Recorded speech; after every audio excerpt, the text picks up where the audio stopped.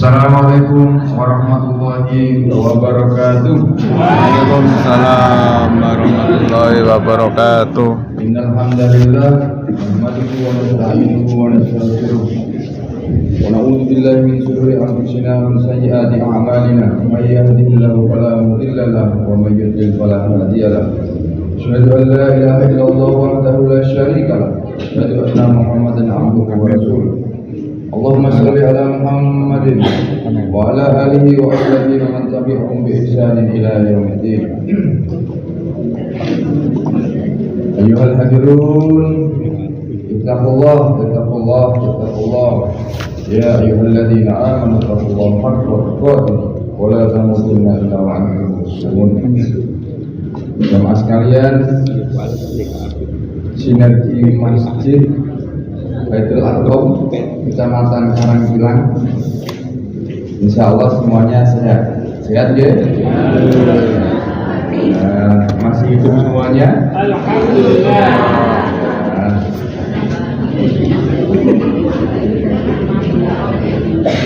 Bersyukur kita kepada Allah bahwa hingga hari ini, hingga detik ini, di pagi ini kita semuanya masih hidup. Betapa banyak orang di luar sana bangun tidur sudah nggak hidup. Enten apa enten? Mabut. Bukan mabut. Jadi alhamdulillah Allah takdirkan kita pada hari ini kita masih hidup, ya. Dan kita tidak hanya hidup, tapi kita juga sehat. Di luar sana itu banyak orang hidup tapi diuji dengan sakit. Saya kemarin mengisi 1000 orang di rumah sakit Menur, rumah sakit jiwa. Ini ya Allah. Kalau kita melihat itu, Bapak Ibu semuanya, kalau kita melihat itu dan kita tidak bersyukur, kita nggak terima kasih pada Allah, itu namanya terlalu. Nah, di sana itu setiap saliban sama orang, apalagi dideketin guyu deh. Lah, gak bahaya kan ini? Segitu banyak orang, setiap ketemu itu ya Allah. Nah hari ini saya insya Allah pagi hari ini bertemu dengan Bapak Ibu yang insya Allah orang-orang soleh semuanya, amin. Amin. Dan mudah-mudahan cepat masuk surga semuanya, amin. Amin.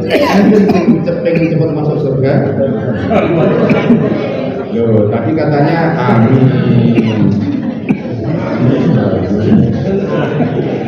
Belum, dengan itu pun kampanye Pak. Iya, kampanye. Bayar Pak. Sampai titik. Ya Allah. Jadi jamaah sekalian, tidak ada pilihan kata terbaik yang bisa kita ucapkan setiap hari selain alhamdulillah. Bangun tidur melek gitu loh. Harus kita bersyukur ya Allah, alhamdulillah saya urip. Kemudian sadari nafas kita, ya Allah alhamdulillah saya sambean. Coba kalau misalnya bangun tidur itu Allah kasih ujian, harus sempat pakai oksigen, masya Allah itu duit, itu biaya. Dan ini yang jarang kita sadari, yang jarang kita ada awareness, kesadaran dalam diri kita bahwa ambekan kita setiap hari itu mahal, pengumuman mahal, ambekan itu mahal. Masya Allah. Saya kalau kupas dari sisi sains, nyuruh spiritual soal ambekan itu, saya pernah beberapa kali sharing dengan Ikatan Dokter Indonesia.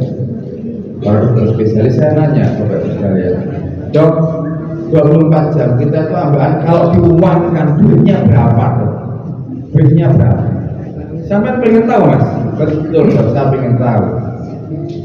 Kita per jam itu menghirup oksigen sekian 10 liter. Kita menghirup nitrogen, ternyata nggak hanya oksigen, nitrogen udara yang paling bersih itu juga kita hirup. Dan kalau dikonversi dalam 1 bulan nilainya 2 miliar. Pengumuman kurang lebih 2 miliar. Ambekan tok pengumuman, ambekan tok.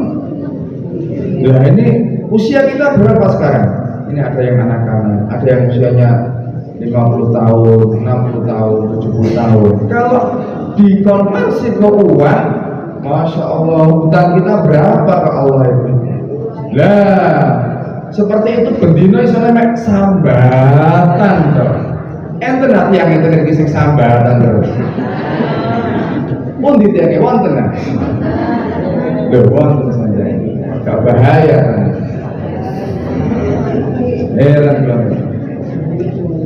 Sudah diberikan dari satu nikmat ambekan tok yang nilai miliaran. Kalau di 1 tahun berapa? Usia kita berapa? Masya Allah, kita tuh sopir, kaya. Masya Allah. Mungkin sahabatan tok itu nek enten tonggo nih, rencang nih, Baitul Arqam sirek sahabatan di Jember. Syukur. Innal insana khuliqa manusia itu panggone berkeluh kesah, panggone sambat. Anak yang main HP sambat. Belonjone kurang sambat. Bapak kerja Pak oleh kerjaan sambat. Semuanya al sambat.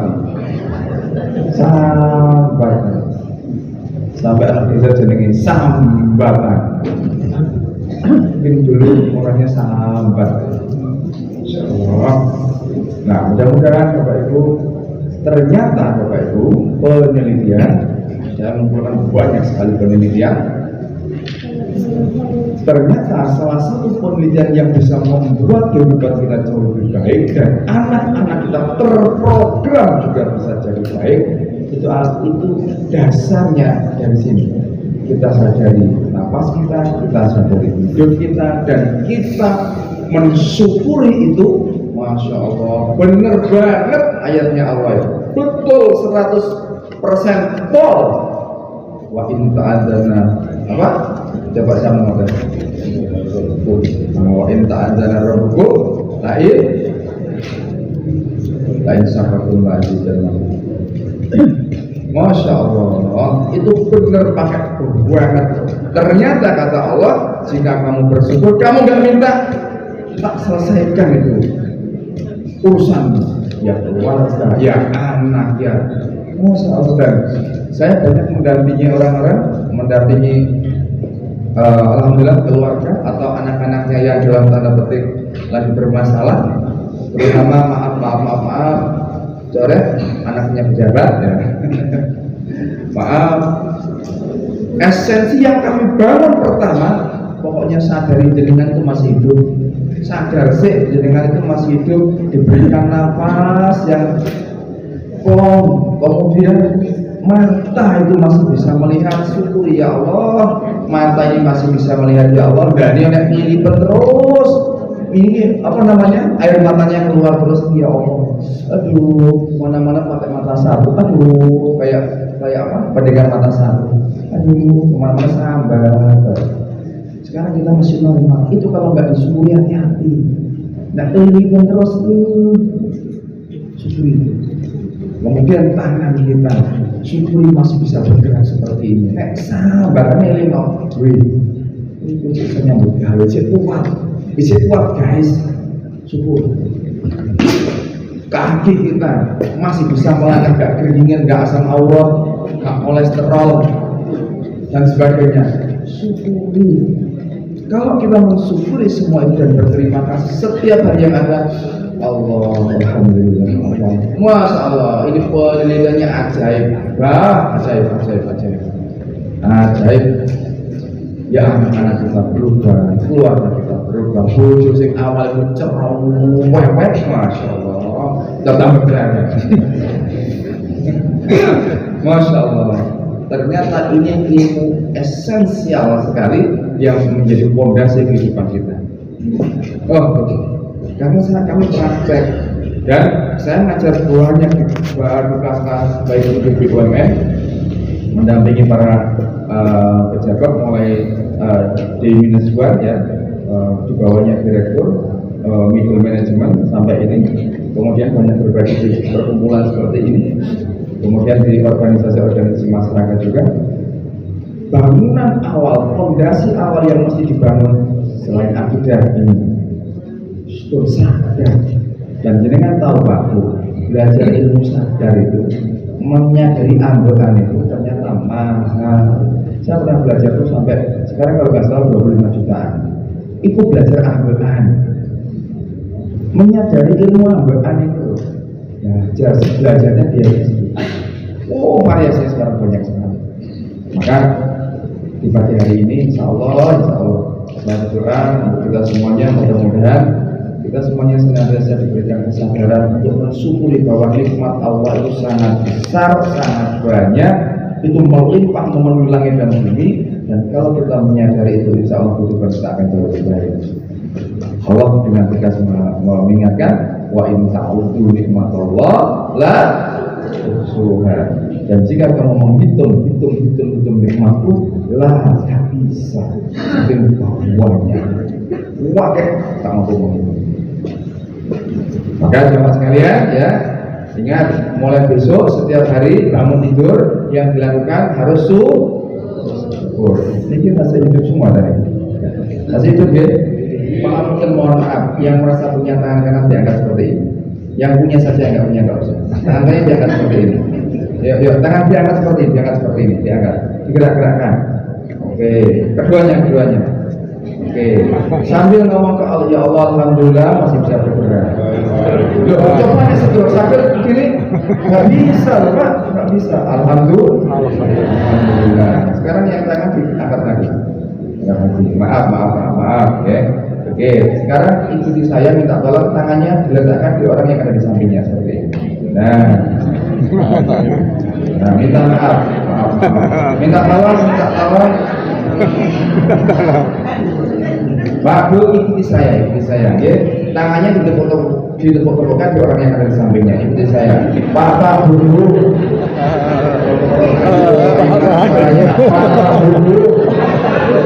Bapak Bu. Ingat loh ya. Mulai besok syukur untuk sambat dari awas yang perlu sambatan. Tak laporkan ketua PW Karangpilang. DPC ya. Lapor. Jadi kenapa saya ingatkan ini? Karena esensi yang paling mendasar ya dari apapun dalam kehidupan kita, entah keluarga, entah anak, entah dan sebagainya. Kalau kita bisa membangun, kita ngadepin apapun tenang. Ya, lanjut. Ya, alhamdulillah. Nah, Bapak Ibu sekalian,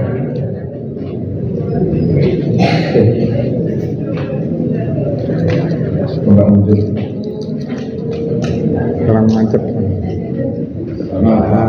Iya.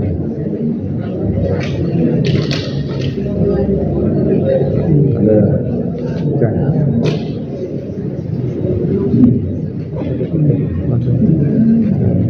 Nah,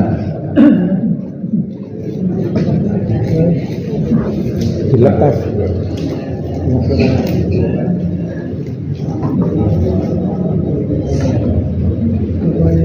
Ini kita sampai jam berapa ya? 10. Karena jam 10 atau jam 12 sampai besok pagi dah. Dengan ini kalau tak ngantuk. Nah, bagus sekali ya. Mohon izin dulu ya, mohon izin sebelum saya lanjutkan, mohon izin untuk kita saling bertaaruf, kita saling berkenalan ya. Nama saya Sahid, nama lengkap saya Sahid Sumitro ya. Biasa dipanggil Sahid. Konon katanya saya itu keturunan orang kaya di Indonesia karena di Jalan Sumatera ada hotel Sahid. Di Solo itu juga ada hotel Sahid, Jakarta ada Sahid Property, Universitas Sahid. Alhamdulillah itu semuanya bukan milik saya. Nah, Kalau di Palestina banyak yang mati syahid, ya.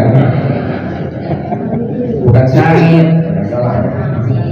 Nah, Bapak Ibu sekalian, sehari-hari saya banyak ngajar, ya, seperti ustaz-ustaz dari sini. Saya ngajar banyak di perusahaan-perusahaan besar di Indonesia. Hampir di semua BUMN yang ngajar di sana. Terus perusahaan-perusahaan swasta atau multinasional juga saya ngajar di sana. Dan saya sangat senang ketika kami diminta untuk sharing di kajian-kajian seperti ini.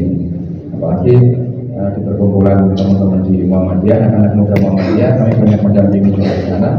Saya sangat senang ketika karena ini bagian dari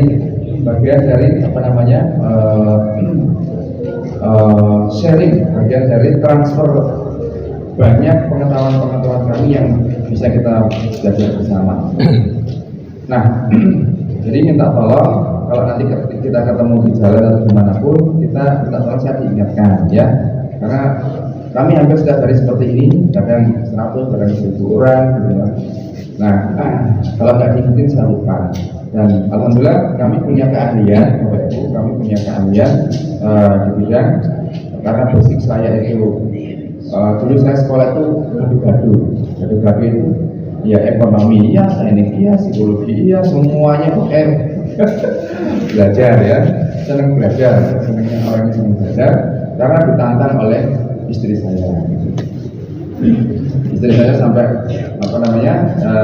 kemarin kami balapan sama beliau, dia duluan, tapi saya belakangan.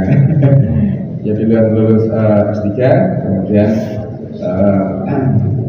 saya nyusul. Nah, jadi kami berkomitmen bagaimana pengetahuan kami itu benar-benar bagaimana ya supaya bisa tersalurkan seperti itu, supaya sama-sama kita belajar dan bertumbuh. Nah, Bapak sekalian, seperti ini tema yang di request. Oh ya, jadi kalau nanti setelah acara ini mau WA saya, misalnya butuh konseling, ya, kayak karena saya punya lisensi atau sertifikasi di bidang ilmu konselor, ya,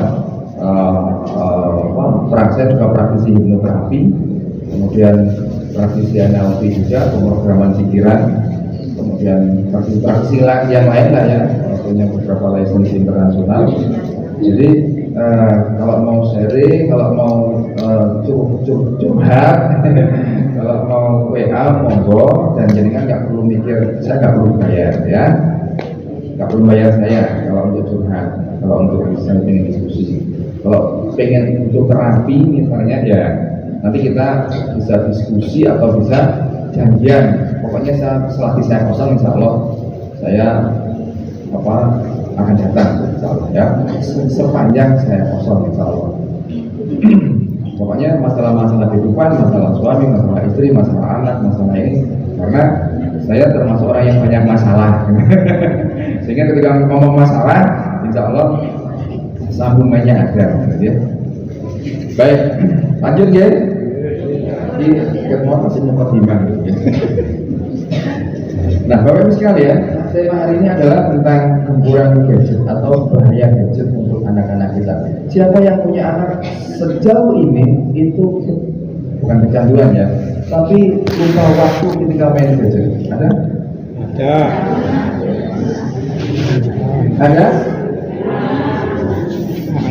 Ditanya ada, jawabannya banyak. Siapa di sini yang bukan anak-anak tapi orang tua itu maksudnya yang sudah menikah dan punya anak masih hobi main gadget? Semua. Terima kasih kejujurannya, Pak. Nah, jujur, ya, jujur. Ya mungkin beliau main gadget tapi dapat banyak duit, ya. Bisnis boleh, ya. Kemudian siapa di sini emak-emak yang sampai seusia ini, misalnya masih muda atau sampai seusia ini sukanya masih buka gadget?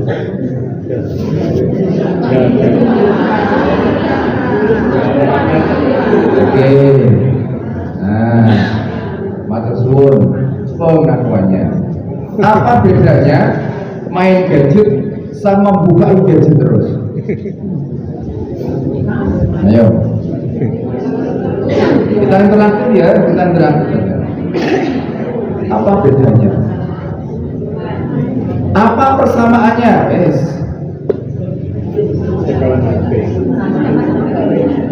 Main gadget itu hanya tertentu. Kalau tanpa gadget itu ingin tahu yang sesuatu yang belum diketahuinya. Oke. Bahaya mana lihat satu dibanding lihat yang bawaan itu jelas wabe? Bahaya mana? Satu. Hah? Serius? Baik, saya akan sedikit meluruskan di sini ya. Bapak Ibu sekalian, hari ini fokus kita di zaman ini, fokus kita itu betapa banyak anak yang sudah dalam tanda petik kata orang tua itu kecanduan gadget. Pertanyaannya adalah the big question mark-nya adalah apakah orang tua yang mengatakan anaknya kecanduan gadget itu juga enggak kecanduan?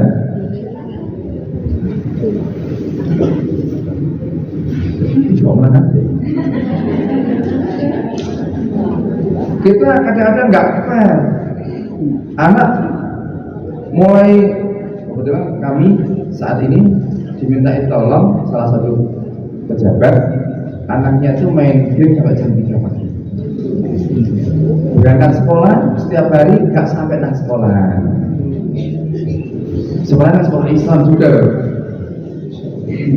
Bahkan ada anaknya, masya Allah orang tuanya luar biasa, sowok. Anaknya sekolah di sekolah Islam gede, terkenal, masya Allah main game sampai rumahnya kejual. Bapaknya nangis aduh, ya Allah boleh gitu. Nah, Bapak Ibu sekalian, kita harus fair sebenarnya. Kita harus fair. Dibandingkan dengan anak, kita tuh buka HP dalam 24 jam itu kira-kira berapa jam? Kalau anak misalnya buka HP atau buka laptop main game, misalnya mulai malam jam 9 sampai jam 12 misalnya, berarti berapa jam? 4 jam. Berarti 4 jam. Nah, kemudian kita dalam satu hari itu kira-kira berapa jam ya? Pagi, siang, sore, malam. Kalau kita sama-sama 4 jam atau mungkin lebih dari 4 jam, nah itu kadang-kadang kita nggak benar juga mengatakan anak-anak kita kecanduan HP. Berarti kita sama-sama mencandu. Makanya saya nggak setuju dengan istilah kecanduan. Saya nggak setuju dengan istilah kecanduan. Maka cobalah dasar pilihan katanya tidak lagi pakai kata kecanduan, tidak lagi pakai kata ketergantungan. Karena kata-kata itu membypass pikiran bawah sadar. Kata-kata itu melekat di pikiran dan melekat di hati. Gak enak kecanduan, gak enak rasanya. Kalau sudah ada kata-kata anakku kecanduan, itu di pikiran di dada itu nyesek, di pikiran gak enak. Maka rubahlah kata-katanya. Jangan pilih kata kecanduan atau ketergantungan. Pilihlah misalnya anakku sampai saat ini masih sibuk dengan gadgetnya. Artinya kata-kata masih sibuk bisa di-switching, bisa digeser, entah itu kesibukannya bergeser besok, lusa dan sebagainya. Tapi selalu ada caranya. Bapak Ibu, perlu kami infokan bahwa di setiap generasi itu selalu ada tantangannya. Setuju apa setuju? Betul apa betul? Setiap generasi dulu sekali sebelum ada sebelum orang bisa membaca menulis itu ada zaman batu. Zaman batu itu bahaya nggak? Bahaya kalau batunya pakai lempar. Bahaya.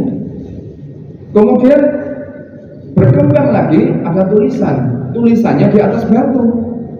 Itu apakah bahaya? Dampaknya apa? Oh, tetap ada bahayanya. Waktu itu anak-anak muda ketika ada tulisan di atas batu atau di dalam batu, anak-anak muda muda itu cenderung menunduk karena pengen lihat apa yang ada di batu itu. Dan anak-anak muda itu seperti menghormati tulisan yang ada di batu itu, sehingga ada istilah menyembah batu. Ada bahayanya dulu itu. Sampai si Socrates, si filosof sangat terkenal itu protes. Itu ada tulisan-tulisan di batu itu bahaya. Oh, nggak ada yang bahaya, ada yang membuat. Kemudian si Socrates itu belajar menulis. Saking asiknya belajar menulis, si Socrates yang awalnya nggak setuju, sekarang tulisannya banyak sekali. Di dunia di googling aja tulisan Socrates, filosof Socrates, banyak banget. Dan itu yang mengilhami kata-kata mutiara, kata-kata bijak di dunia ini. Ternyata mulai zaman batu sampai zaman tulisan sampai zaman TV dulu, TV analog, TV yang gede-gede itu TV tablet. Kalau TV itu rusak, gambarnya nggak jelas, diapain? Itu kan? Masih ingat ya? Ya. Nanti saya bisa tahu umur jenengan berapa. Dulu masih ingat itu. Bahkan yang punya TV di desa oke. Kalau TV-nya ternyata malah kembali. Apa dampaknya saat itu? Kalau anak melihat itu, ternyata mukulin bahkan itu boleh. Maka dulu nggak heran kalau anak-anak itu melihat mempraktekkan apa yang dia lihat. Gelut waktu cilik, saya jago gelut dulu. Nek mulai, nek nangis malah dikeprok. Ternyata apa yang saya lihat saat itu benar. Waktu kecil saya melihat gelut orang. Di mindset saya, itu boleh. Dan itu saya lakukan di waktu kecil. Sama Pak, sekarang itu sama. Selalu ada tantangannya. Dulu waktu zaman Nokia yang besar itu, ada yang masih punya? Ada. Itu yang kalau dipakai lempar anjing mati itu ya. Siapa yang dirugikan? Apa dampaknya? Selalu ada dampaknya. Ketika Nokia muncul, HP-HP lama muncul, pager dulu ada pager. Pager itu mulai tersisih. Dulu orang pakai pager, masa Allah gayanya minta ampun. Dipasang di sini sabuknya, kalau jalan itu diketok-ketok nih ini. Bawa yang tok. Padahal orang punya pager itu mereka itu karyawan, nunggu instruksi, tapi gayanya minta ampun dulu. Terus ketika Nokia dan kawan-kawannya itu masuk, mereka tersisih. Itu dampaknya selalu ada bahaya. Dan mulai generasi kita itu generasi apa? Ada baby boomers, saya termasuk generasi X saya. X. Bapaknya mungkin, abahnya mungkin X ya Pak. Bukan. Nah, yang di sini, yang di depan ini yang generasi senior. Saya kalau mau bilang tua nggak enak, senior. Generasi yang lahir tahun 70-an itu generasi X namanya. Kemudian generasi yang lahir tahun 80-an itu generasi Y. Kemudian di atasnya lagi masuk generasi Z. Sekarang ini digital generasi milenial, bukan milenial, tapi generasi digital. Nah, selalu ada dampak di setiap generasi. Makanya jenengan nggak usah terlalu sabar. Waduh, ini bahaya pol ini. Enggak, artinya mulai dari dulu itu selalu ada dampaknya, selalu ada ininya. Terus gimana caranya? Yang penting kan itu, betul. Yang penting kan how to, gimana caranya. Nah, guys, ini tak cepetin aja ya. Yang penting itu, yang penting caranya. Nah, penelitian di ASMR ya, Akademi Dokter Anak Amerika dan Perhimpunan Dokter Anak Kanada menyatakan usia anak 0 sampai 2 tahun tidak boleh pengumuman tidak boleh terpapar oleh teknologi sama sekali. Hati-hati anak setahun baru jalan itu nek bapak ibunya ke HP ya, dia pasti pengen lihat, betul? Mak ibunya pegang HP aja, dia pasti pengen pegang apa ini. Kemudian lihat si siapa? Syukur kalau yang dilihat misalnya anak-anak yang ini anak-anak penghafal Quran atau anak-anak yang baca sholawat atau Aiswanah lah, ya syukur kalau yang dilihat. Tapi kalau yang dilihat itu apa yang di TV itu karikatur kartun itu loh,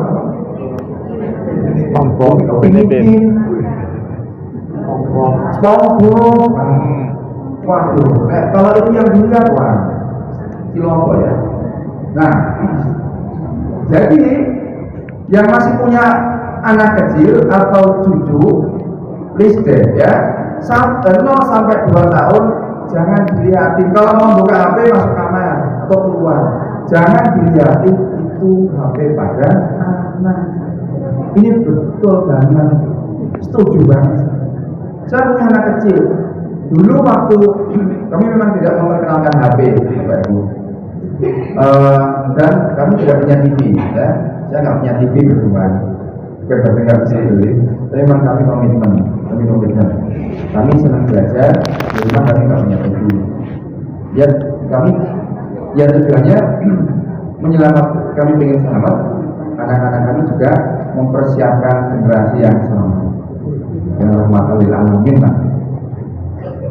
Sehingga yang di rumah itu anak mulai kandungan itu bagaimana kami berusaha memprogram. Jadi bisa Pak, sudah ada ilmunya memprogram anak dalam kandungan itu bagaimana senang ngaji, bagaimana memulai menghafal. Jadi ketika lahir proyek itu tangisannya pun beda. Ketika dia mulai belajar ngomong dan sebagainya itu karena yang didengerin di dalam mulai dalam perutnya sampai dia lahir itu kata-kata yang baik, kemudian bacaan-bacaan Quran, ya udah nggak asing. Baru pertama bisa ngomong, misalnya saya sering mengatakan atau saya sering ngaji Ar-Rahman 'allamal Qur'an khalaqal insan 'allamahul bayan. Anak saya itu alhamdulillah mulai ini waktu masih terbata-bata ngomongnya, ternyata ngomong lancar itu justru ngaji, bukan ngomong perbanyak ini. Pertama mau bisa ngomong ya mama ayah, tapi yang paling lancar dari itu adalah justru ngajinya. Sekarang baru 2,5 tahun, yang terus tua ini jadi KRCT Pak, Masya Allah, alhamdulillah. Sekarang baru 2,5 tahun, ngomongnya sudah banyak, alhamdulillah. Dan surat-surat pendek Al-Waqiah alhamdulillah sudah Al-Mulk, Asmaul Husna. Ya, karena hampir setiap hari diperdengarkan dan belum ada kekhususan untuk ini, untuk ayo menghafal. Enggak, setiap hari diperdengarkan. Saya yang membaca, emaknya juga yang membaca. Apalagi kita tuh kalau mau tidur kita selalu bareng-bareng kayak doa dulu. Doanya bareng-bareng. Gitu. Ya doa yang jenengan hafal lah. Paling yang jenengan hafal kan Bismillahirrahmanirrahim. Amut wa ahya, kan itu biasanya. Ya boleh lah daripada nggak sama sekali ya. Tapi kami berusaha menyamakan itu dengan keluarga. Mau tidur baca doa bareng, baca trikul bareng, kemudian 2 ayat terakhir Al-Baqarah bareng, ayat kursi bareng. Karena diulang-ulang terus hampir tiap malam, ya apa anaknya Pak? Ayat kursi Allahumma biar orang tahu setengah Pak. Trikul, karena setiap hari. Dan kalau seperti itu, apakah anak saya nggak lihat HP? Lihat pastinya. Bapaknya buka HP, emaknya juga punya buka HP. Tapi kami kami itu punya area khusus Pak. Maksudnya area khusus itu mulai sekarang kami sama-sama kerja ya. Nyampe rumah itu aku sudah ada tempatnya, sudah ada tempatnya. Kemudian misalnya di rak yang tinggi sehingga si anak nggak sampai ambilnya nggak sampai ya. Nah terus boleh telepon boleh apa ketika di luar rumah, sehingga suaranya nggak keluar juga dengarkan oleh si anak. Karena apa yang dengar anak ditirukan. Contoh saya nyetir di sawit turun dari pesawat di serempet orang Pak, duas mobil saya penyok, padahal baru keluar bengkel, mulus-mulusnya baru saya cat ulang, mulus-mulusnya penyok, duas, waduh, dan dia lari mobil Avanza waktu itu. Nah, ini orang kejar, mau saya kejar Pak, berhenti. Kemudian istri saya, ya, kamu sih. Nah terus dia teruslah jalan juga. Mungkin anak saya temukan, berhenti, lu kaget siapa? Nirukan persis. Ya Allah. Nah kita misalnya contoh sini yang benar terus nggak bahaya. Ya. Coba yang punya anak kecil, yang bawa anak kecil, mana yang bawa anak kecil? Coba anak kecil beredul, mana anaknya? Ayo, mana anaknya? Oke, anaknya. Oke, mana anaknya? Ayo, pegang kepalanya. Yo, mana yang bawa anak kecil ini? Oke, kalau bawa kopiahnya dilepaskan dulu. Pegang kepalanya gini. Ayo. Pegang kepalanya. Jenengan meskipun hafal doanya, ya, ini doa yang sering sekali dibacakan oleh Rasulullah kepada siapa? Ibnu Abbas minta, ya Rasul, tolong saya doakan ya Rasul supaya saya itu hafal Al-Quran dan hafal buku yang sekali lagi. Dipegang sama Rasulullah. Apa doanya? Allahumma faqihu bid wa alimhu ta'wil. Pegang dulu. Karena di tangan kita ini Pak, kalau hati kita itu lebih baik, bagus, dan banyak zikir-zikir yang kita lakukan, itu energi kita itu lebih dari 600 atau 700 kalau penelitian David Hawkins. Energi positif, energi keberlimpahan. Kalau difoto, kalau kita tuh banyak zikir, hati kita tenang ya, ini warna aura di tubuh kita warnanya bisa biru, bisa hijau. Dan itu kalau kita pegang anak kita, Masya Allah, itu biasa Pak, masuk gitu. Sambil dirasakan ini rahmat rahimnya Allah, kasih sayangnya Allah muncul, energinya masuk ke kepalanya. Allahumma faqihi wa alimhu ta'wil. Ya Allah, berikanlah kemudahan pemahaman agama ya Allah, dan mudahkanlah untuk mentafsiri semesta raya kitab-kitabmu ini ya Allah. Masya Allah, itu kalau dilakukan setiap hari Pak, kita itu kayak bisa men-switching anak kita. Anak kita tuh kayak apa ya? Yang karena Allah yang kita akses, energinya Allah yang kita akses, kita mohon pada Allah, kemudian energi itu kita masukkan lewat kepala anak kita, ya kan ini penelitian, paling enak itu ya, penelitiannya ada kita praktekin, penelitiannya kita praktekin. Masya Allah Pak. Makanya yang punya anak kecil, yang belum tantrum, yang masih aman, nah sering-sering doa. Mau apalagi ketika anaknya ngantuk-ngantuknya. Ketika ngantuk itu saat tepat untuk memprogram mereka. Kalau jenengan sering dengar hipnosis, tolong anakku dihipnosis. Pernah anaknya pejabat itu datang, Mas, tolong anakku dihipnosis Mas. Lah kenapa Pak? Iki Masya Allah, game tok, PlayStation tok. Ampun lah, tolong dihipnosis. Iki tak sing salah paham. Saya bilang nggak mau saya Pak, nggak mau. Tak lapor bosku lah Pak, nggak mau. Waktu itu saya psikolog sangat terkenal ya. Tak lapor bosmu loh. Oh nggak apa-apa, silakan aku dilaporkan. marah. Ya, saya bilang ini bukan soal hipnosis atau tidak, Pak, bukan soal itu. Anak sampai tantrum itu, kalau nggak main, Pak, kalau nggak main HP, masya Allah. Ini kisah nyata. Saya jam 3 pagi ngajar di Batu didatangin oleh seorang dokter sampai ini. Anaknya itu, Pak, pegang HP ini sampai gini, Pak. Kemudian karena orang tuanya itu mengangkal gitu, Pak, ambil HP-nya. Dan jenengan tahu apa yang dilakukan? Dia tuh waktu itu karena papanya itu terbuat bukan dari tembok ya, dari tali. Dia tuh kepala dia tuh lari kepalanya digulung. Kaget tuh. Kalau hilang tuh.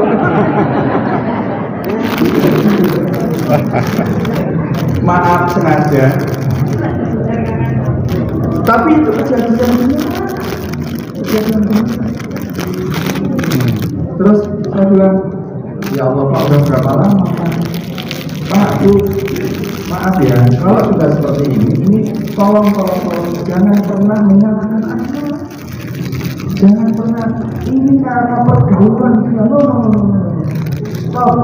Stop blaming, stop nyalahin, stop excuse, stop mencari alasan, stop denial, stop untuk tidak menerima masukan. Stop B itu blame, mencari-cari alasan. Anak itu orang boleh alasan. Kemudian stop yang kedua, excuse. Di samping nyalahin orang lain itu mencari-cari pembenaran.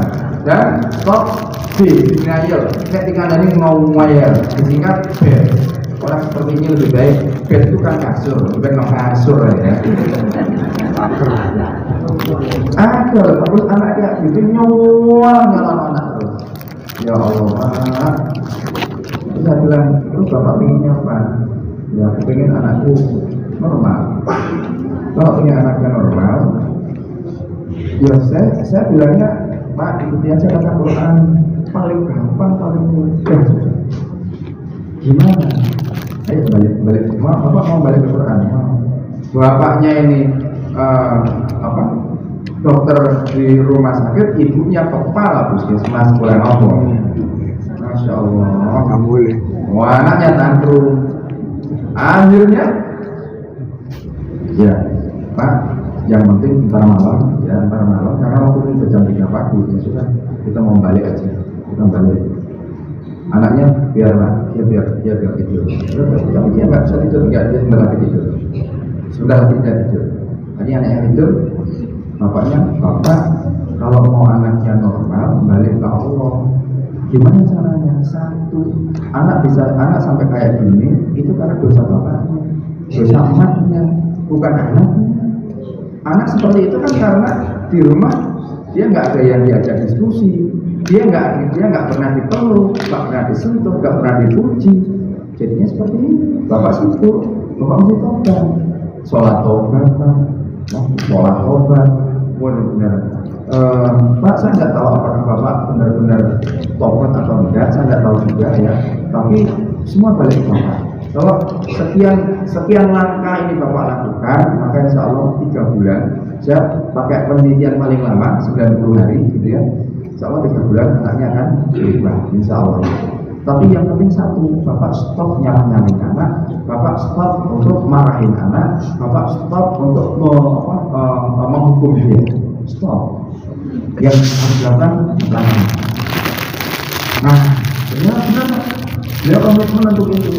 Karena saya malu. Mosok apa? Dokter anaknya coba begini malu. Nah, ya sudah. Jadi nanti ternyata lebih mikir penilaian manusia daripada dosa di hadapan Allah. Maka terserah jenengan pilihannya.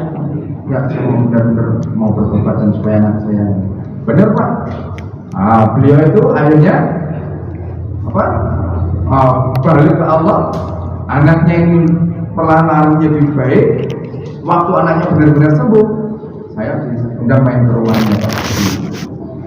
Di daerah Masya Allah, pulang Pak saya bawain tape sak pikep. Oh, ada jalan. Masya Allah. Nah, aduh. Nah, jadi ini Pak ya rumusnya ini ya. Nah, anak usia yang cukup berbahaya ini, anak usia 6 sampai 8 tahun, 18 tahun, ini ngeri Pak, ngeri. Apa yang paling sering diakses? Maaf. Yang paling sering dibuka diakses adalah apa? Ya, maaf, video porno. Sekarang 2021 kalau nggak salah, di samping gedung MK ada 6 orang anak SD, mereka lagi melakukan kompetisi Pak, kompetisinya apa? Maaf, kompetisinya itu mereka mereka berlomba-lomba untuk banter-banteran melakukan onani. SD ngeri. Terus dibawa ke KPAI, diwawancarai.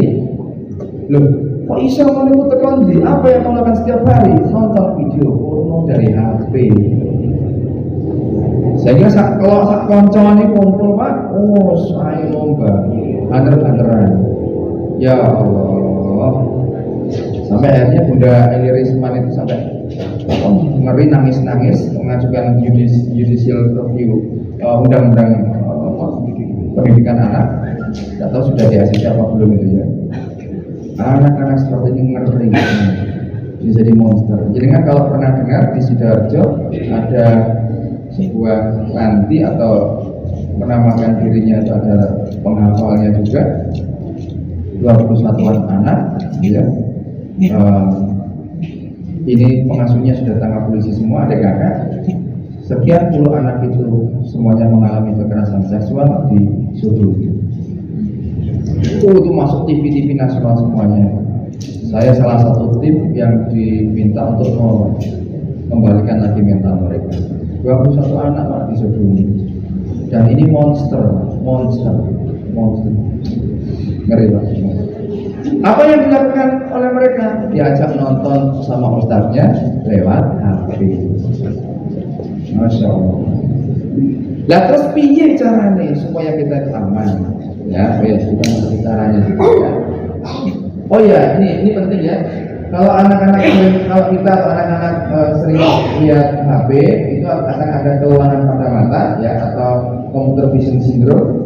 Ini dialami oleh 0 sampai 90% pengguna gadget karena terlalu lama melihat layar gadget. Hati-hati. Jadi kalau sering lama-lama, saya itu sekarang sudah nggak kuat karena saya banyak kerja di laptop. Kalau gadget saya tidak terlalu, kalau ada telepon aja, kalau hal-hal seperti aja. Tapi saya yang sering interaksi laptop karena harus bikin materi seperti itu. Kalau lebih dari 2 jam, saya sudah nggak kuat. Makanya penting bagaimana mensiasatinya. Kebiasaan menggunakan gadget dari itu membuat kebanyakan anak rentan mengalami miopia atau mata minus. Hati-hati ya, anak sekarang itu ini kayak motor HP. Nah, kemudian tipsnya adalah jauhkan gadget dari mata, jaraknya biar agak longgar gitu ya. Kemudian tutup dengan kedua tangan saat mengistirahatkan mata. Kadang-kadang kalau seperti ini saya sering lihat ke sana itu tujuannya adalah supaya nggak fokus di sini. Kadang-kadang penting untuk berpikir itu penting Pak.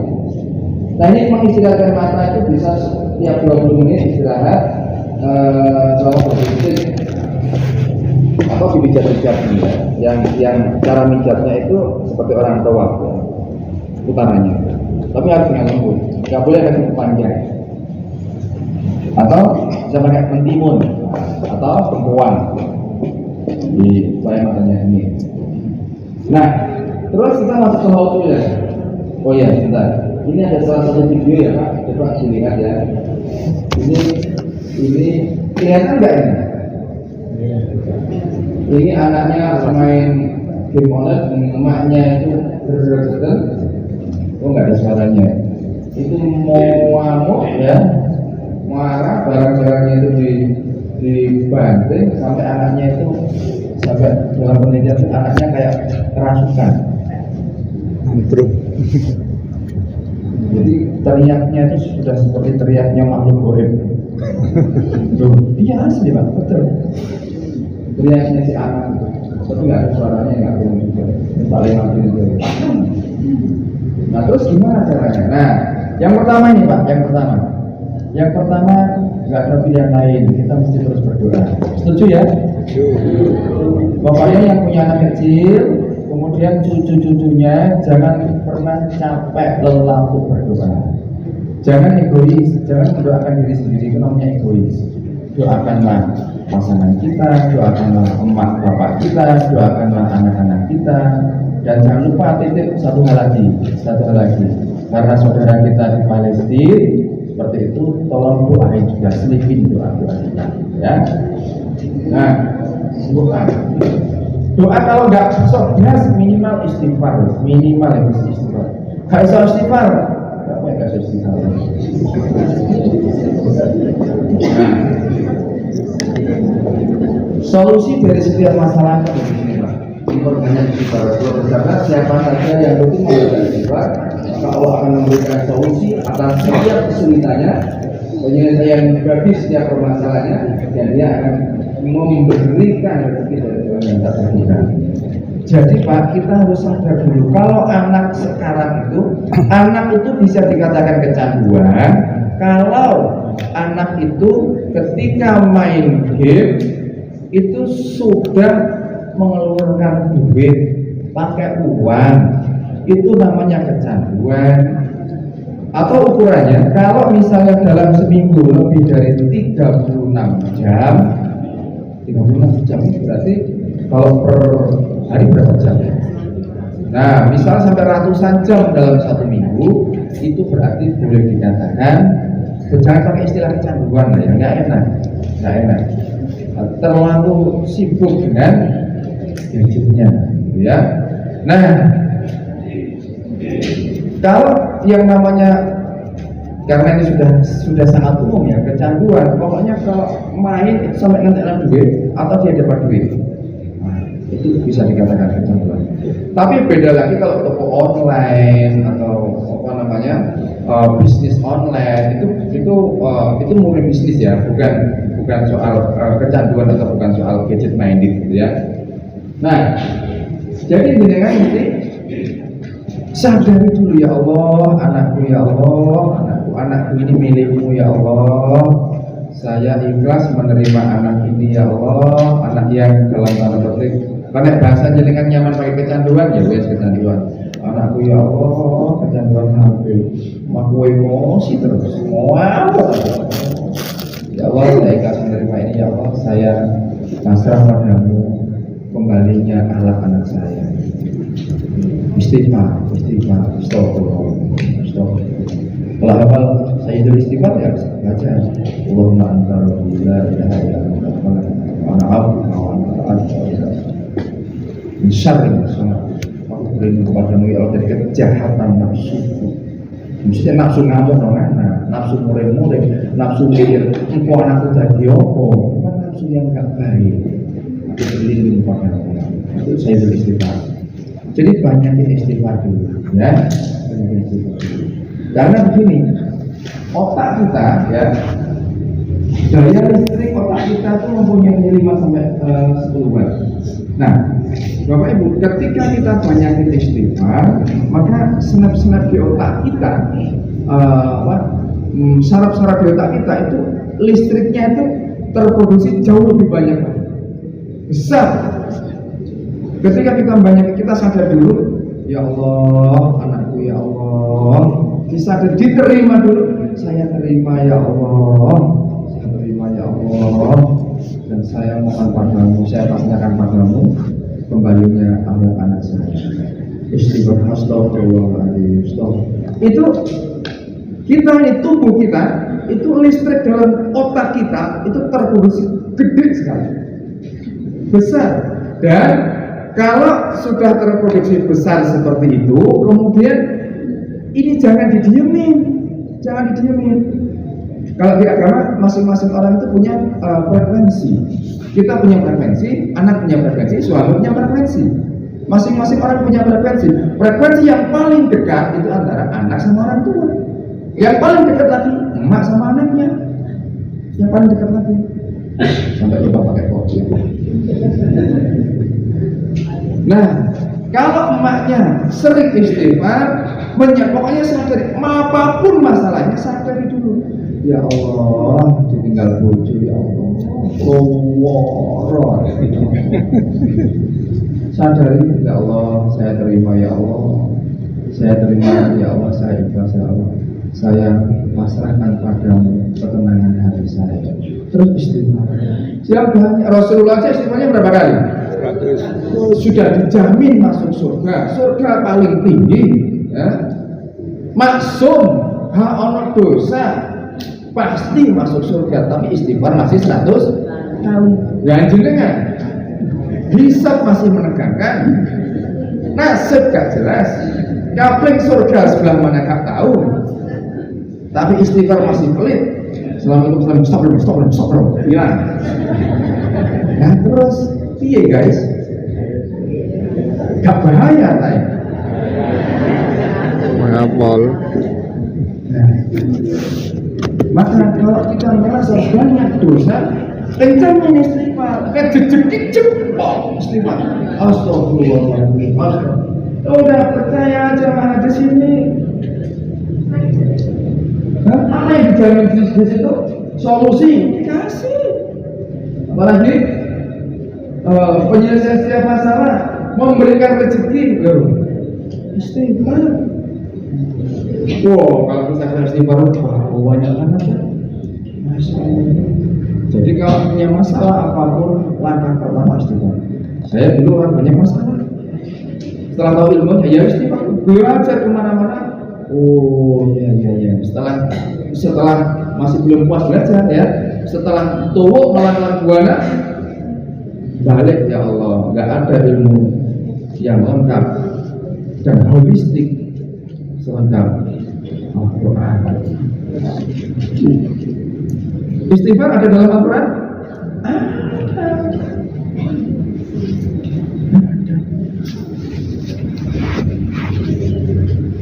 Innal muttaqina fi jannatin wa uyun akhidina la atahum rabbuhum innahum kanu qabla dhalika muhsinin kanu qalilan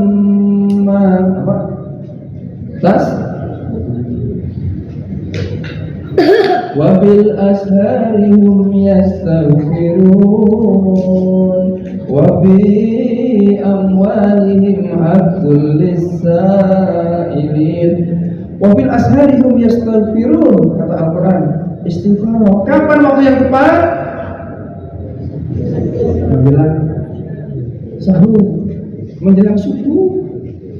Tapi di setiap habis sholat istighfar yang harus terus. Jadi masalah apapun, nggak ada masalah anak gadget, masalah apapun istighfar. Insya Allah, nggak perlu waktu lama. Pokoknya hati ditata dulu, pikiran ditata mulai hari ini. Nggak boleh ngamuan lagi. Wes aja ngamuan. Nggak boleh gampang emosi lagi. Cepet tuwek. Sing wis tuwek ya apa? Teman-teman. Tambah tuwek. Tolong tangannya.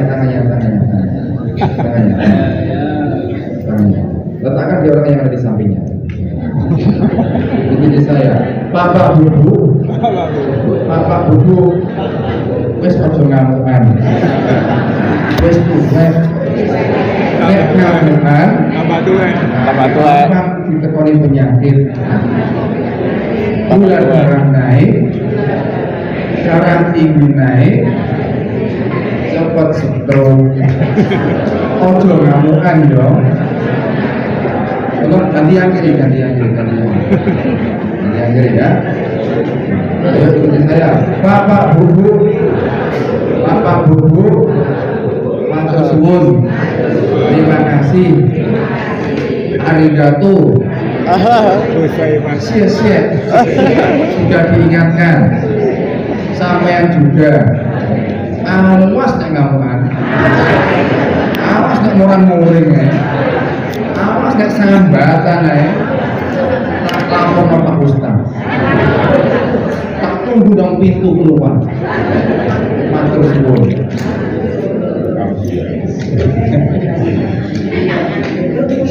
Jadi ini yang pertama doa, yang minimal istighfar. Doain. Allahumma faqihu fiddin wa alimhu tahwil. Doain untuk anak-anak kita supaya kalau misalnya nggak hafal, ya Allah, aku berlindung padamu, ya Allah, tolong ya Allah, jauhkan anak-anakku dari bahaya gadget. Karena gadget ini termasuk narkoba sekarang itu, pengumuman narkoba itu nggak ada yang diminum, nggak ada yang dihisap sekarang. Nah, gadget itu masuk itu bisa dikatakan karena ada ketergantungan di sana, otak di sini ada titik pituitary namanya.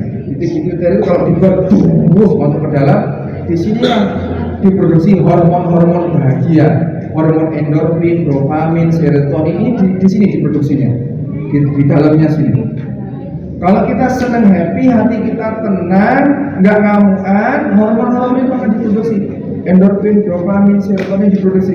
Sehingga ketika itu diproduksi secara banyak, dengan istighfar mungkin, dengan sedekah mungkin, dengan kebaikan yang lain, jangan lupa itu dikirimkan ke anak kita. Sambil relaksasi sebentar, astagfirullahaladzim. Dari energi ini kemudian sambil dibayangkan energi kebaikan ini jenengan kirim ke anak kita. Penelitiannya energi ini bisa terkirim, bisa nyampai.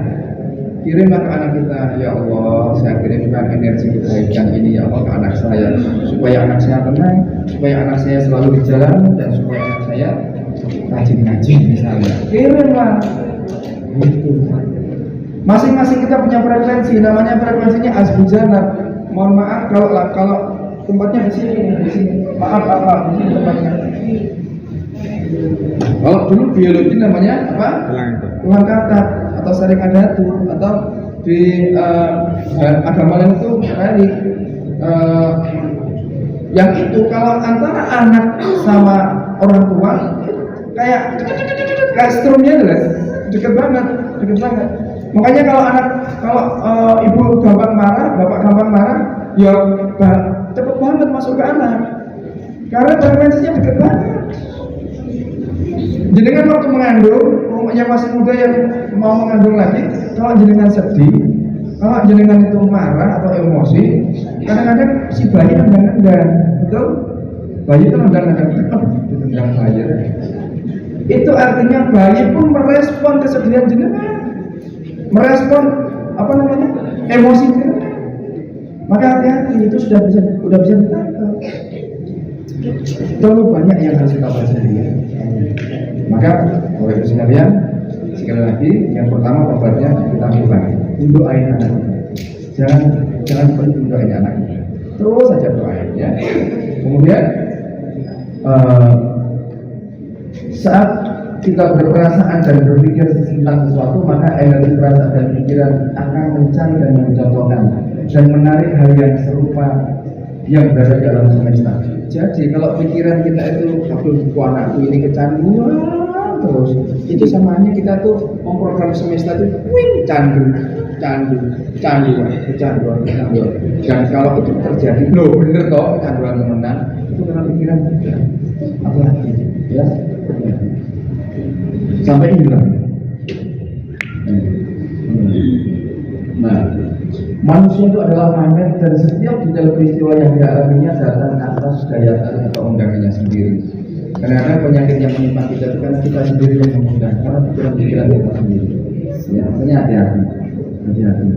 Nah, terus yang kedua, obat yang kedua, pendampingan. Nah, ini yang penting. Yang penting waktunya sudah habis. Dilanjutkan enggak ini? Ya. Sudah. Terus. Kalau dibahas? Dibahas. Terus. Sebentar ya. Nah, diteliti Pak.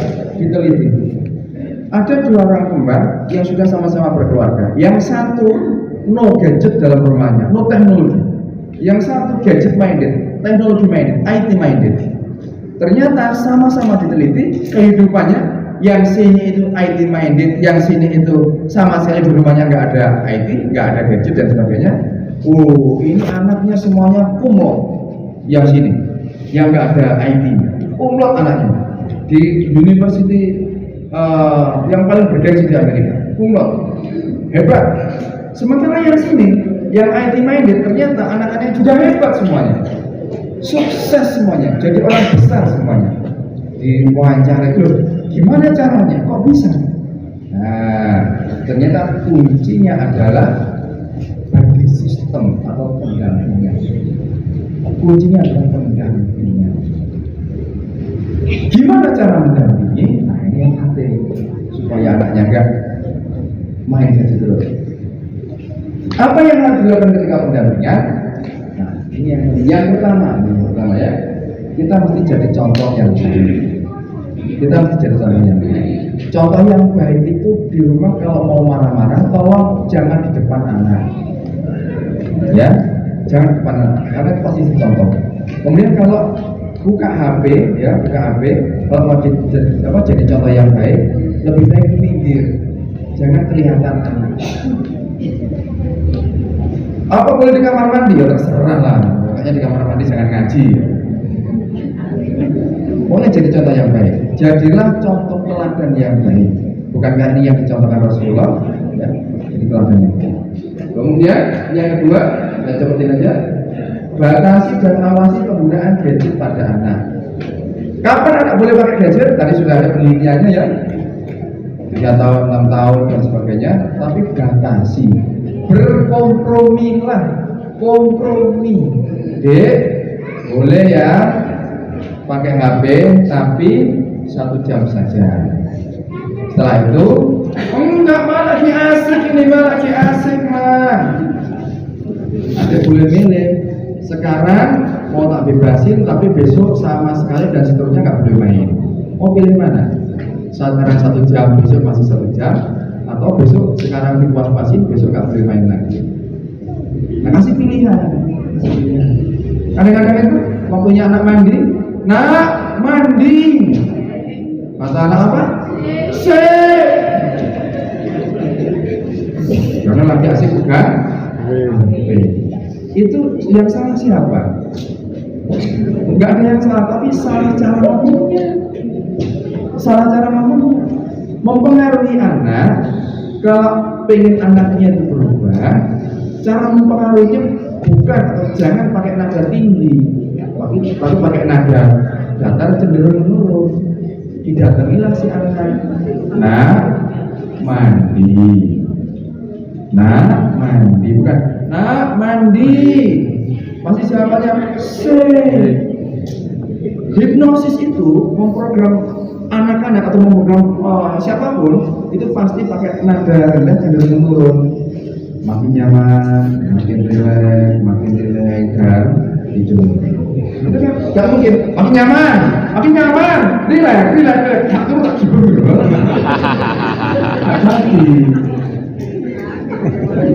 Jadi, nah mandi. Terus tambahin lagi, nah mandi sekarang. Kami praktek, Pak. Itu kan hipnosis. Nah mandi sekarang. Entar, Mak, masih asik ini, Mak. Misalnya anaknya mau main apa? Entar, nggak mau mandi, nggak mau. Masih pilihan lagi. Nah, mau mandi sama ayah atau sama mama? Masih pilihan. Entar dulu, Mak. Bentar aja, Mak. Nah, apakah yang mandi itu ayah sama mama?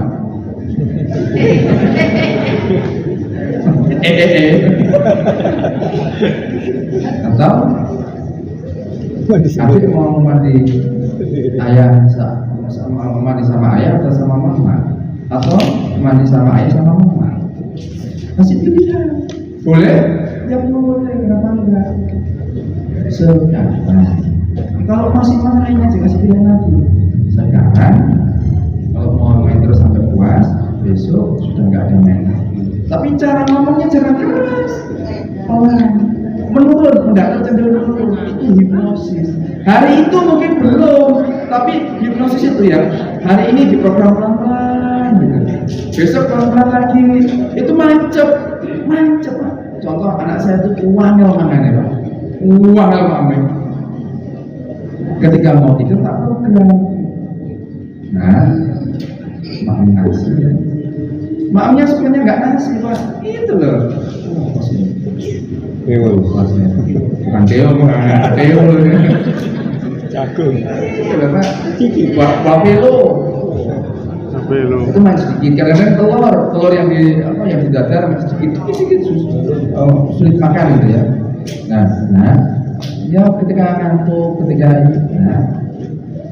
ya sudah makannya, makan nasi itu enak. Dan gitu aja, jangan banyak. Nah, bisa makan nasi ya, pakai ikan, pakai ayam, pakai ini, bingung otaknya. Dulu, iya karena kami praktek Pak, ada dokter itu uang ya, waduh, angel banget. Salah satu cara memprogram anak itu, satu ketika dia tapi seneng-senengnya, yang kedua ketika dia itu lagi mengantuk, capek gitu program. Atau ketika dikagetin, contoh dikagetin itu misalnya ketika pulang sekolah assalamualaikum, jenengan sembunyi di balik pintu gini, assalamualaikum dikagetin. Ketika dikagetin sambil dipeluk misalnya, nah dikagetin langsung, karena anak kaget itu pikiran bawah sadarnya itu lagi aktif, diprogram langsung. Nah, mana sih? Meskipun dia nggak begitu dengar, nggak apa-apa. Tapi itu mah program. Biasanya 3 hari, seminggu lah. Lalu aktif tuh makannya. Ada anak yang makan tajam aja. Nah, aku men-switchingnya pelan-pelan. Nggak bisa langsung swot, nggak bisa pelan-pelan. Seperti itu ya. Kemudian berikutnya, buat aktivitas yang menyenangkan bersama anak. Jadi jangan hanya melarang, tapi buatlah aktivitas lain yang untuk bahasanya tuh mengalihkan perhatian. Jangan dilarang tapi nggak dikasih pilihan. Saya supaya anak nggak main game ya di rumah banyak sekali mainan Pak. Dia sering tak ajak main beli toys, alat-alat main anak-anak tak suruh milih-milih sendiri Pak. Makanya di rumah itu ruang tamu nggak lupa ruangan ada bagus mainan anak-anak nggak apa-apa. Ya. Terus tetapkan wilayah bebas gadget. Nah, kami di rumah itu di sini nggak boleh ada gadget hanya di sini. Kalau habis telepon atau apa nggak boleh diletakkan ngawur, ada di sini supaya nggak sering dilihat anak. Kemudian beritahu anak bahaya gadget terlalu lama, matanya nggak bisa melihat lah, atau rambutnya keriting lah, rambutnya pirang. Loh bener, kalau kebanyakan main gadget untuk anak-anak rambutnya akan pirang nanti, atau garing karena nutrisinya kurang, buahnya kurang, vitaminnya kurang, pengaruh pada rambut. Kalau jenengan punya anak ya rambutnya tuh welek, welek buah melinting-linting, nggak normal gitu, apalagi sering pirang-pirang, itu kurang nutrisi, betul, kurang buah, kurang sayur, kecuali dicat loh ya. Dan yang terakhir adalah berikan mainan yang seusia dengan anak. Makanya anak saya kalau tak suruh milih-milih sendiri. Paling sukanya main yang nyusun-nyusun itu loh Pak. Puzzle seperti itu. Itu jamaah sekalian beberapa tips supaya anak dalam tanda petik tidak main HP mulu. Dan jenengan juga komitmen jangan banyak main HP di rumah. Apalagi ditunjukin anak. Kilo. Apalagi anak masih kecil. Dan jenengan pilih anak itu gadget minded atau anak Islam. Nek wis terjadi gimana? Nek wis terjadi berkompromilah. Doa yang banyak, jenengan istighfar dulu yang banyak. Doa huwallazi anjala sakinah fi qulubil mu'minin liyazdadu imanan ma'a imanihim. Kata Allah, Jika kamu ingin merubah anakmu, itu bukan wilayahmu. Yang memberikan ketenangan pada anakmu, pada ibumu, pada ayahmu, itu aku, kata Allah. Sakinah, aku yang memberikan ketenangan. Maka mintalah padaku, doa pada Allah. Ya Allah, ya muqallibal qulub, ya Allah yang maha membolak-balikkan hati, ya Allah, sabbit qalbi, sabbit qulubana ala dini. Ya Allah, kembalikan, ya Allah, tetapkan hatiku, hati anakku, hati istriku senantiasa di jalan, ya Allah. Doa, terus jangan pernah lelah untuk berdoa. Kalau anaknya sudah benar-benar tantrum, nyandu banget, terus saja doain dan berkompromilah. Dan setiap ketemu dia jangan marah, jangan marah. Ngomongnya datar begini. Awalnya dia nggak kereket, nggak apa-apa. Besoknya nggak kereket, nggak apa-apa. 3 hari nggak kereket, tidak apa-apa. Tapi jenengan sudah berubah. Dan ketika jenengan sudah berubah, energi rumah itu sudah berubah. Ketika energi rumah itu sudah berubah banyak positifnya, anak pun pasti akan mulai tervibrasi. Kok beda saya? Kalau anak boros terus, please kompromi, jangan bahas dulu. Kamu kok boros terus? Aku dipanggil BP Manu. No, stop. Please jangan bahas dulu. Kalau sudah parah. Tapi yang harus dilakukan adalah mulai bangun bonding kembali. Karena anak kalau udah seperti itu Pak, dikasih masukan enggak. Bahkan otaknya ini, otak mamalia di sini tuh kaku. Kalau udah anak itu kaku karena pengaruh luar, dikasih nasihat itu menggal. Dan harus dilemaskan. Cara melepaskannya bagaimana? Dengan ketulusan hati. Dan jangan lupa semua itu Allah yang punya. Kalau semua Allah yang punya, jenengan mesti banyak akses ke Allah. Wabil ashari mustaghfirun, ketika waktu sahur istighfar, doa. Waduh, kalau itu yang terus dilakukan setiap kali sholat, doa lagi. Kalau itu terus, ya Allah, Pak, insya Allah anaknya cepat sembuh. Pun ini yang bisa saya sharingkan, yang bisa kami bagikan. Saya yakin masih banyak istilahnya masih banyak yang harus kita pelajari bersama. Tapi oleh-olehnya adalah satu kata kuncinya adalah kalau anaknya itu sekarang itu lagi benar-benar nyandu, maka jenengan harus segera balik istighfar, balik ke Allah. Jenengan berubah baik, maka insya Allah anak akan berubah baik dan tidak butuh waktu lama. Insya Allah kalau penilaian paling lama itu 90 hari paling lama. Ada yang lebih cepat lagi 31 hari. Yang ternyata yang cepat lagi 21 hari. Nah, kalau itu terus dilakukan istiqomah mendawamkan itu, berubah jenengan berubah, nggak ngamuan lagi, nggak emosian lagi. Yang ada hanya ya Allah, alhamdulillah dikasih anak, alhamdulillah ya Allah, alhamdulillah. Saya hanya berserah di rumah ya Allah, stop. Insya Allah anaknya cepat berubah. Dan anaknya kalau sudah seperti ini, kalau yang masih kecil-kecil kayak gini, jangan lupa doa terus. Allahumma faqhu wa'alimhu.